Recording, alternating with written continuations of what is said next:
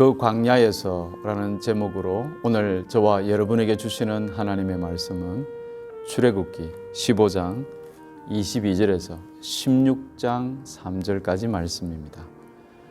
하나님의 말씀을 다 함께 읽도록 하겠습니다. 제가 말씀을 읽을 때 함께 여러분 봉독에 참여해 주시면 좋겠습니다. 22절부터 제가 말씀을 읽겠습니다. 모세는 이스라엘을 홍해에서 인도하여 내어 수르 광야로 들어갔다. 그들은 사흘 동안 걸어서 광야로 들어가서나 물을 찾지 못하였다. 마침내 그들이 마라에 이르렀는데 그곳에 물이 써서 마실 수 없었으므로 그곳의 이름을 마라라고 하였다. 이스라엘 백성은 모세에게 우리가 무엇을 마신단 말입니까? 하고 불평하였다. 모세가 주님께 부르짖으니 주님께서 그에게 나무 한 그루를 보여주셨다. 그가 그 나뭇가지를 꺾어서 물에 던지니 그 물이 단물로 변하였다. 주님께서 그들에게 법도와 율례를 정하여 주시고 그들을 시험하신 곳이 바로 이곳이다. 주님께서 말씀하셨다.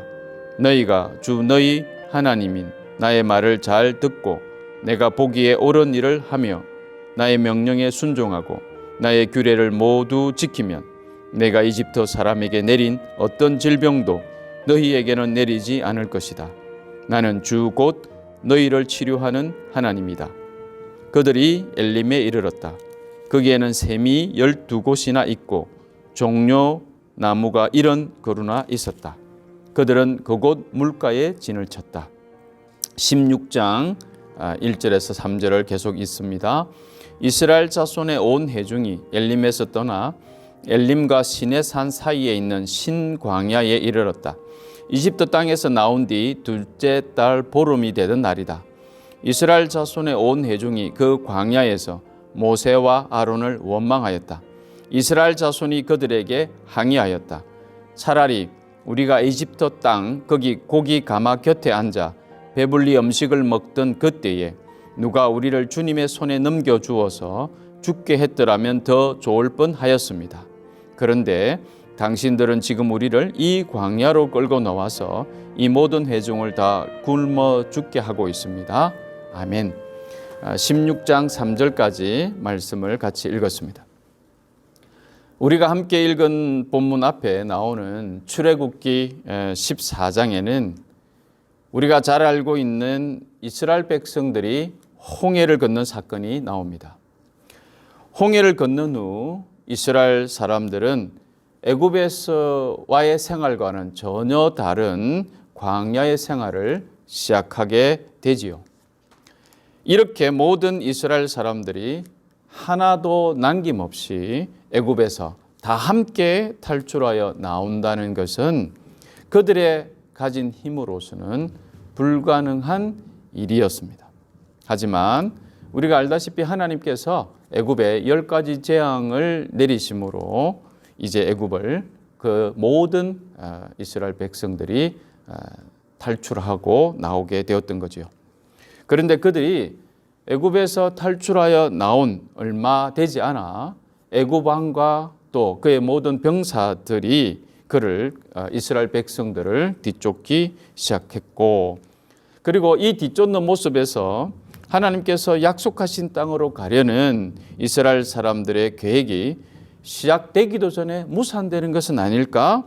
그냥 여기서 이렇게 죽고 마는 건 아닌가라는 많은 생각들로 이스라엘 백성들이 굉장히 두려워했을 것 같은 그러한 애굽 왕과 애굽 병사들의 이스라엘 백성을 뒤쫓는 장면이 등장하게 됩니다. 이렇게 애굽 왕과 애굽의 병사들이 그들을 뒤쫓는다는 소식을 듣고 이스라엘 사람들은 모세를 원망하고 불평하고 있는 그런 장면이 14장에 등장하죠. 그리고 우리가 잘 알다시피 하나님께서 홍해 바다를 가르셔서 마치 마른 땅으로 건너가듯이 그들을 구원하시는 장면이 등장하게 되고, 이러한 모습을 온 이스라엘 사람들은 직접 보고 체험하게 되는 것을 알게 됩니다. 그러자 이들은 앞에서 언제 불평했냐는 듯이 함께 온 사람들이 기뻐하고 노래하며 하나님께 감사하고 있는 모습이 15장 1절에서부터 21절에 기록되어 있습니다. 출애굽기 15장 1절을 보니 그때의 모세와 이스라엘 자손이 주님을 찬양하였다. 여기서 온 이스라엘 자손이라고 명시하지는 않았지만 정황상 보니 온 사람들, 이스라엘 사람들이 모세와 함께 하나님의 구원에 대해 노래를 불렀다, 이렇게 볼 수 있겠습니다. 15장 20절과 21절은 어떻습니까? 모세의 누나인 미리암과 온 이스라엘 여인들이 악기를 손에 잡고 나와서 춤추며 노래한 장면이 등장하지요. 이렇게 기록된 말씀들을 보면서 그들이 얼마나 하나님의 구원에 대하여 찬양하며 감사하며 기뻐했는지 우리는 어렴풋이나마 짐작할 수 있게 됩니다. 온 민족이 하나가 되어서 같은 기쁨을 경험하고 있는 모습이 상상됩니다. 우리도 한 20여 년 전에 2002년 월드컵 때 우리나라가 16강에 들어가고 8강을 넘어가고 하는 이 과정 속에서 여러분, 광화문 광장이든 어디든 사람들이 모여서 이 월드컵 우리나라 그 시합을 지켜봤던 그 어떤 곳에서든 다 같이 승리에 대해서 소리를 지르고, 그리고 옆에 있는 사람들하고 얼싸안고 막 기뻐했던 그러한 장면이 여전히 생각이 납니다. 저도 그때 큰 애가 이제 막 태어나서 유학대에 잠깐 한국에 들어와 있었을 때에 저도 이것을 막 보았습니다. 저도 기억이 생생합니다. 저도 내가 꼭 그러려고 그런 건 아닌데 막 이탈리아전인가요? 막 이렇게 역전을 하고 막 이랬을 때 나도 모르게 막 불뚝 일어나가지고 옆에 물론 남자 부신 전도사 이 남자의 형제 막 이렇게 좋아가지고 평상시는 잘 서먹서먹했는데 골 들어간 거 가지고 막 안고 그러면서 이제 이렇게 했던 막 좋아가지고 같이 있었던 사람들, 우리뿐만 아니라 그것을 보았던 모든 사람들이 막 소리를 지르고 좋아했던 것이 기억에 납니다. 하물며 이스라엘 사람들은 온 민족이 멸망을 당할 큰 어려움 속에 빠져 있다가 함께 구원의 기쁨을 그들이 목도하고 누리게 되었으니 그 기쁨이란 우리가 2002년 월드컵 때랑 비교도 안 될 만큼의 큰 기쁨이었으리라 생각이 듭니다. 2002년 이 비유를 해서 우리 아이들한테는 되게 미안합니다. 모를 거예요, 전혀. 미안합니다만 어쨌든 그때 그런 일이 있었습니다. 이스라엘 백성들이 홍해를 건너간 이 사건을 고린도전서 10장 2절에는 이렇게 말합니다. 이렇게 그들은 모두 구름과 바다 속에서 세례를 받아 모세에게 속하게 되었습니다. 이스라엘 백성들이 홍해를 건넌 사건은 단순히 그들을 쫓아온 애굽 왕과 애굽 병사들로부터 하나님께서 목숨을 건져주셨다라는 것에 그치지 않고 그들이 세례를 받은 것이라고, 그리고 그들은 함께 모세에게 속하게 되었다라고 말하고 있습니다. 여기서 이렇게 그들은 모세에게 속하게 되었다라는 것에 여러분 조금 주목하며 넘어가야 되겠습니다. 곧 세례를 받아 모세에게 속하게 되었다는 것이 홍해 사건 이후 이스라엘 백성들이 어떻게 이전과 달라져야 하는지에 대한 메시지라는 것입니다. 모세가 하나님과 어떻게 관계하며 어떻게 하나님의 뜻을 쫓아 순종하며 살아갔는지를 우리는 알고 있습니다. 그렇다면 그들이 모세에게 속하게 되었다는 것도 그들 또한 어떻게 하나님과 관계를 맺고 살아가야 하는지, 바로 모세에게 속하여 모세와 같이 하나님과 관계하며 하나님의 뜻을 순종하며 쫓아 살아가는 자들이 되어야 한다라는 말씀으로 우리는 이해할 수 있다라는 것이죠. 홍해를 지나면서 세례를 받은 온 이스라엘 백성들에게 이제 하나님과의 관계 설정을 어떻게 해야 하는지를 강력하게 요청하고 있는 것이라고 할 수 있습니다. 그리고 그 요청은 지금 물론 우리들에게도 동일한 요청이기도 하고요. 홍해 바다를 마치 마른 땅 건너듯 건넌 이스라엘 사람들은 이제 애굽의 생활이 아닌 하나님과의 관계를 맺고 살아가는 삶으로의 변화를 요청받고 있다는 거죠. 애굽에서는 바로 왕의 말을 따라 살았다면 이제는 만왕의 왕이신 하나님의 말씀을 따라 살아가야 한다는 사실입니다. 전에는 마치 애굽 왕이 이스라엘 사람들을 보호해주고 그들을 먹여주고 또 살게 하는 것처럼 여겼는지 모르지만 이제부터는 하나님께서 이스라엘을 보호하시고 먹이시고 살리신다는 것을 깨달아야 한다는 것이죠.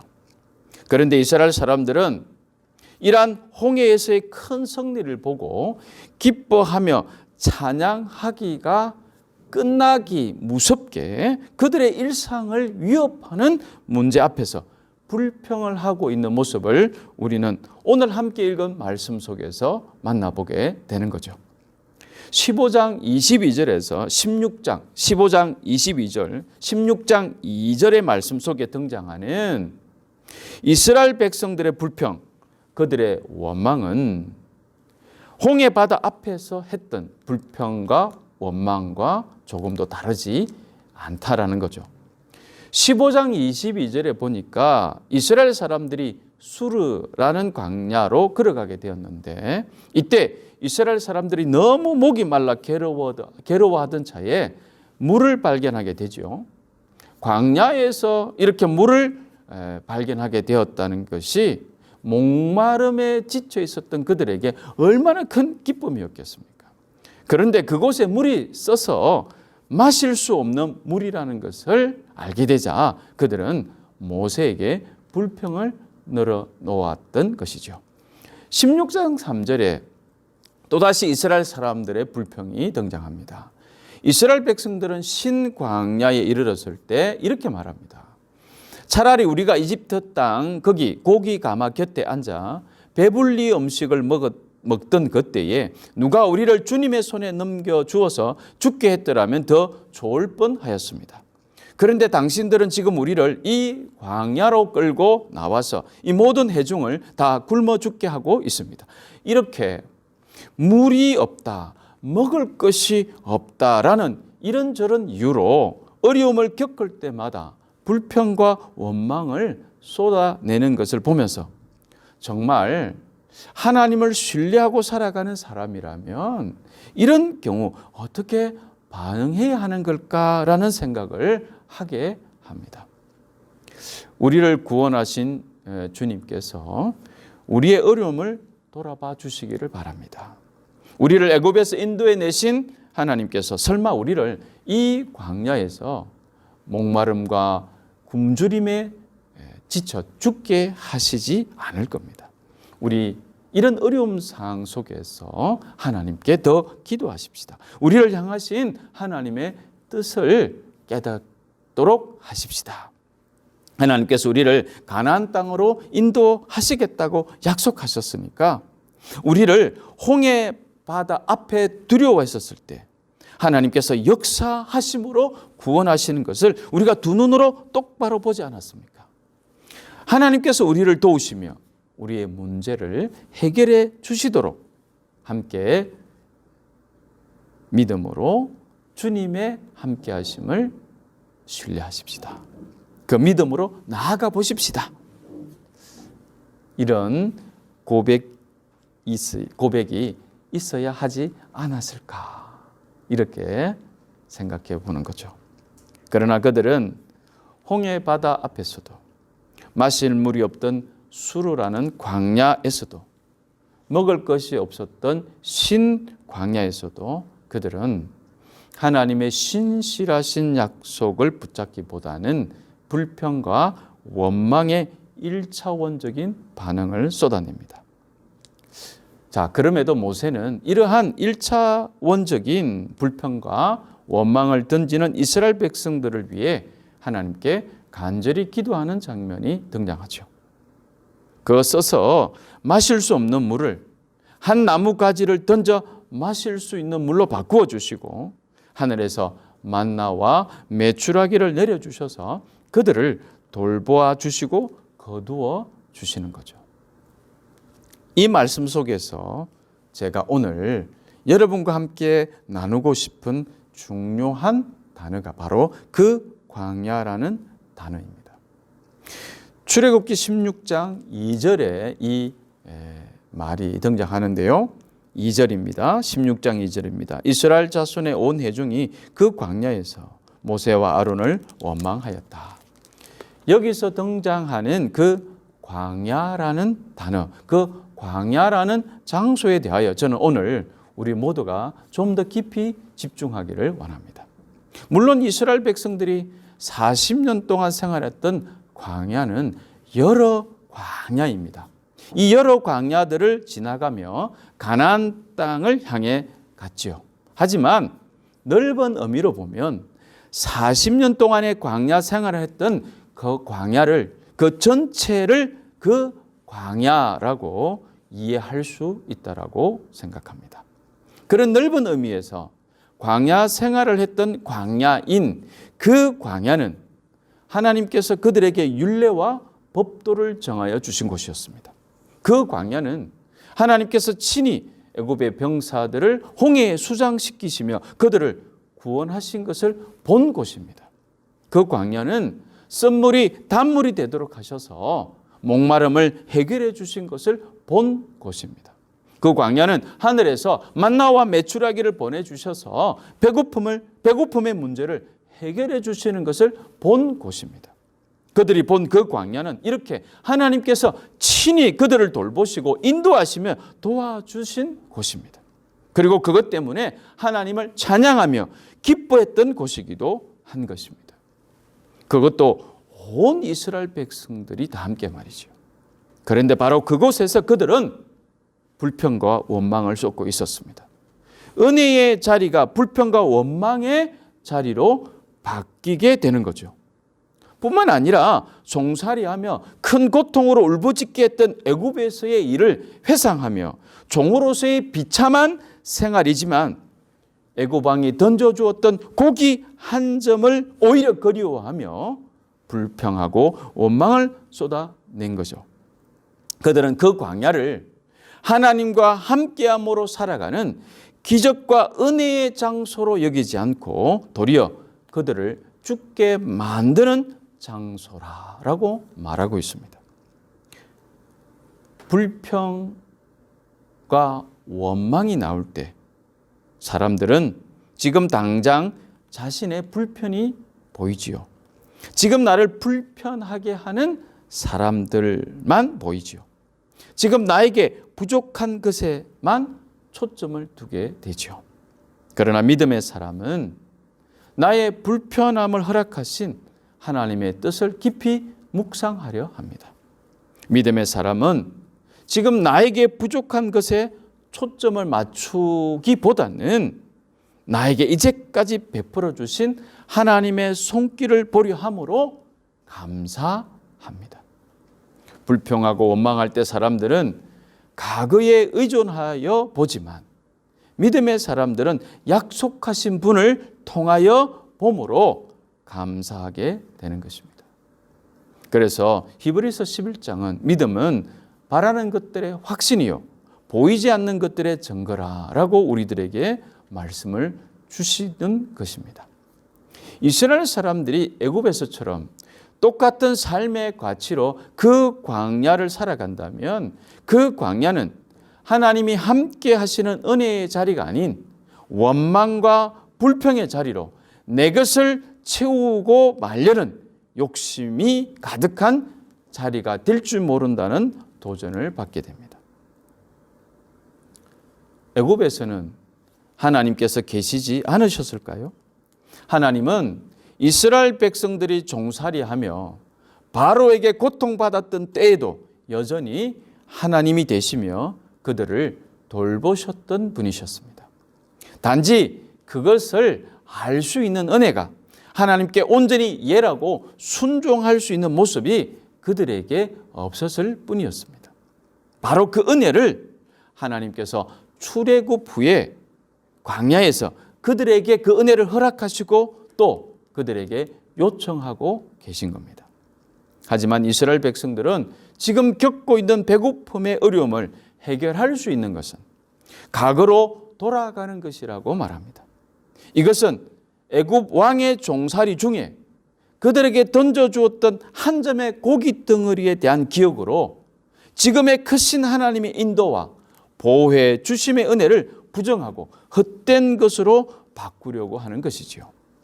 그래서 그들은 결국 하나님의 약속하신 축복의 땅, 가나안 땅에 대해 듣기만 하고 그 땅의 축복을 누리지 못하게 되는 결과를 맞게 되는 거죠. 그 광야를 하나님께 부르심을 잊고 그 은혜를 맛본 사람들의 광야로 살아갔다면 어땠을까요? 그 광야를 가보진 않았지만 마치 젖과 꿀이 흐르는 가나안 땅을 미리 사는 것 같이 살아갔다면 어땠을까요? 지금 저와 여러분은 어떠십니까?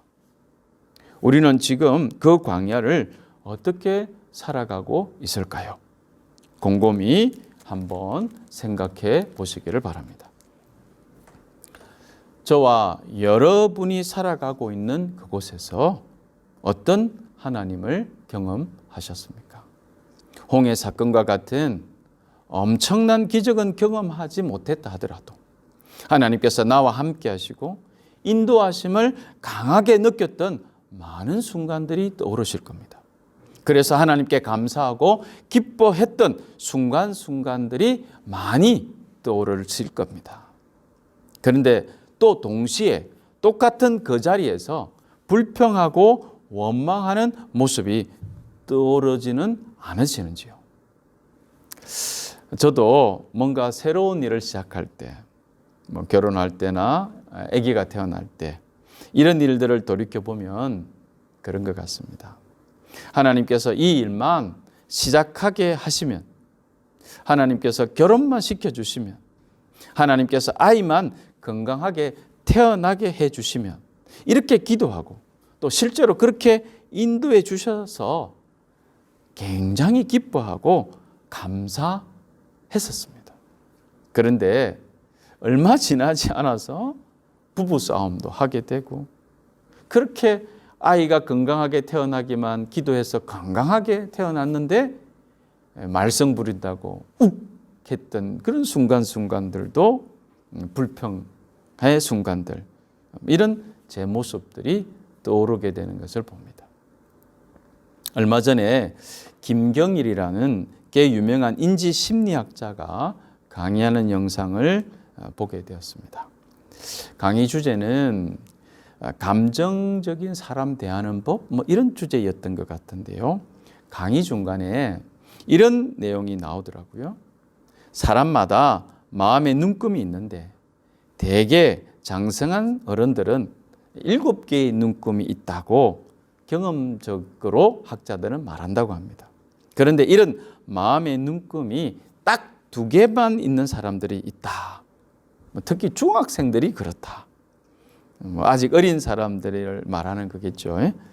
이런 사람들은 아주 좋다 아니면 죽을 정도로 싫다. 이렇게 2가지 눈금밖에 없어서 감정적으로 반응하기가 쉽다. 그래서 사람은 나이가 들면서 평생의 숙제가 마음의 눈금을 촘촘하게 하는 것이 필요하다. 눈금이 촘촘한 사람들은 어떤 일을 적극적이고 감정적으로 반응하지 않는다. 이런 내용이었습니다. 아마 사람이 성숙할수록 다양한 경험을 하면서 눈금이 촘촘해지고 다른 사람을 이해할 수 있는 눈금이 많아진다. 그런 내용으로 저는 이해했는데요. 그 내용을 들으면서 우리 신앙에도 눈금이 있을까? 신앙의 눈금이 2개밖에 없는 사람이 있을 수 있지는 않을까라는 생각을 해보게 되었습니다. 그러면서 오늘 본문에 나오는 이스라엘 백성들이 마치 하나님에 대한 눈금이 두 개밖에 없는 사람들은 아니었을까, 이렇게 생각해 봤는데요. 나의 필요를 채워주시는 하나님을 만나면 엄청나게 감사하고 기뻐하지만, 아니면 내가 어려울 때, 내가 힘들 때는 하나님과의 관계는 마치 없는 것처럼 살아가는, 이렇게 마치 두 개의 눈금만이 있는 것처럼 살아간 건 아닐까. 그럼 나는 어떤가? 하나님을 향한 내 신앙의 눈금은 촘촘히 여러 개를 가지고 있을까? 힘들고 어려울 때 겸손케 해주신 하나님, 마음이 공고할 때 위로해 주신 하나님, 하나님이 안 계신 것처럼 내 앞이 캄캄할 때조차도 여전히 신실하게 나와 함께 해주신 하나님, 내가 미처 생각하지 못한 것까지 예비해 주신 하나님, 이렇게 촘촘한 눈금으로 하나님을 고백하고 있을까? 그런 눈금을 과연 내가 가지고 있을까라는 생각을 해보게 되었습니다. 사랑하는 교우 여러분, 지금껏 우리는 많은 하나님의 응답을 경험하며 살아오고 있습니다. 하나님의 도우심을 경험하며 살고 있습니다. 하나님께서 저와 여러분을 도우심을 고백할 수 있게 하셨습니다. 우리가 살아가면서 만나는 힘든 상황을 만나는 이것도 하나님께서 우리에게 구원의 은혜를 베푸신 바로 그곳입니다. 여러분은 그곳, 그 광야에서 어떤 모습으로 살아가기를 원하십니까? 그 광야에서 모세와 아론을 원망하였다라고 기록된 이스라엘 백성들처럼 원망하고 불평하고 살아가고 싶으신가요? 아니면 그 광야에서 하나님의 은혜를 기억하고 감사하는 사람으로 살아가고 싶으신지요? 하나님께서는 우리를 향해 지금도 여전히 은혜를 베푸시고 복을 주시기 원하심을 믿으신다면 그 광야에서 때로는 불편하고 힘든 상황을 만나더라도 우리는 그 광야를 불평과 원망보다는 감사함으로 천국이 여전히 있음을 증거하는 삶의 행보를 계속해서 해 나가야 될 줄로 믿습니다. 가나안 땅, 곧 실제하는 땅이었고 그 땅으로 들어갔던 것과 같이 저와 여러분도 실제하는 천국에 곧 환영받으며 들어가게 될 것이기 때문에 그렇습니다. 저와 여러분이 그렇게 다른 이들에게 믿음의 사람으로 그 광야를 기쁨과 감사로 하나님의 약속을 굳건하게 붙잡고 걸어간 믿음의 사람들로 기억되기를 간절히 축원합니다. 오늘 말씀을 기억하시면서 함께 잠시 기도하는 시간을 갖기를 원합니다. 우리 모두가 그 광야의 길을 걸어가고 있는데 그 광야는 저와 여러분들에게 지금 어떤 곳이다라고 고백되어지고 있는가요? 그 광야를 천국 가나안 땅처럼 살아가도록 주님은 저와 여러분에게 지금 귀한 은혜로 함께하고 계심을 믿으시기 바랍니다. 오늘 말씀을 기억하시면서 잠시 기도합니다. 같이 기도하겠습니다.